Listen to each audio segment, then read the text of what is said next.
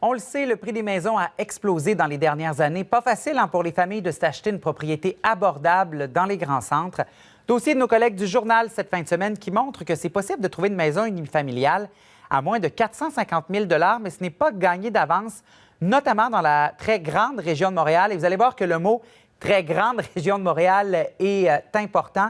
Il y a un outil en ligne qui est également disponible. On en parle avec Martin Jolicoeur, journaliste au Journal de Montréal. Bonjour, Martin. Bonjour, ça va bien? Ben oui, et vous, gros dossier ce matin en lien donc avec le prix des propriétés. Bon, c'est possible de trouver des propriétés à moins de 450 000 mais il y a des compromis à faire. Je pense qu'il y en a plusieurs quand même. Effectivement. On dit tout le temps il faut s'éloigner de Montréal et aller très loin. Oui, c'est vrai, mais en même temps, c'est pas tout le monde qui a besoin de venir au centre-ville de Montréal ou d'aller au centre-ville de Montréal tous les jours. De plus en plus, avec le télétravail, c'est quelque chose qui est tout à fait possible. Alors, on a commencé à regarder, on s'est éloigné forcément du centre-ville. Et puis, on s'est aperçu que, franchement, c'est fort possible de s'acheter une résidence à moins de 450 000 Évidemment, il faut s'éloigner un peu et accepter peut-être une troisième chambre de moins, par exemple, réduire à 2 chambres, accepter que la résidence a un certain âge, 20 à 40 ans, parfois 60. Mais si on s'éloigne jusqu'à la pointe est de l'île, la Pointe-aux-Trembles, par exemple, il s'en vend des centaines par année dans ces prix-là, dans ce quartier-là de cet arrondissement de Montréal. Du côté ouest, il y a Salaberry de Valleyfield, une région tout à fait en plein développement où ça construit sans cesse. Les prix augmentent aussi beaucoup, mais 450 000 et moins, c'est tout à fait possible. Même chose pour Saint-Jérôme, Granby dans les cantons de l'Est, Contrecœur près de Sorel.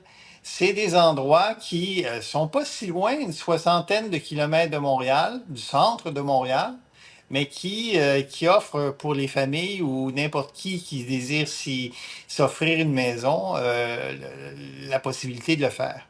Donc, il faut s'éloigner à peut-être plusieurs dizaines de kilomètres parce que les banlieues très, très près de Montréal, ces banlieues-là ont vécu la flambée des prix là, autour de la pandémie.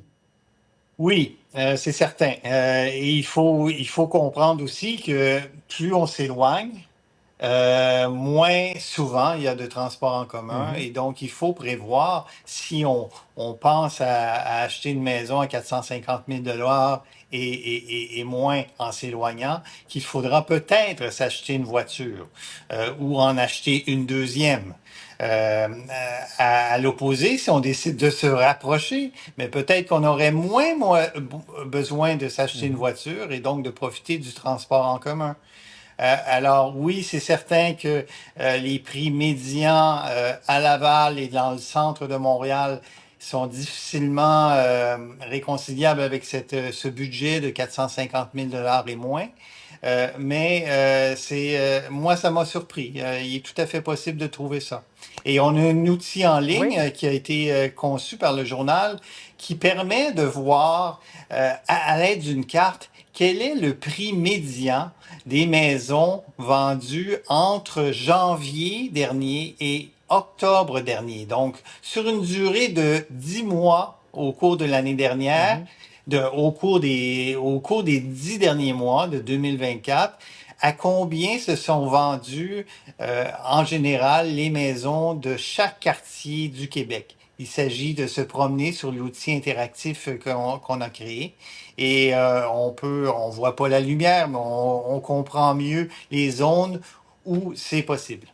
Donc, c'est un outil très intéressant sur l'ensemble de nos plateformes. Martin Jolicoeur, journaliste au Journal de Montréal, dossier à lire cette fin de semaine. Merci beaucoup d'avoir été avec nous. Au plaisir. Bonne journée.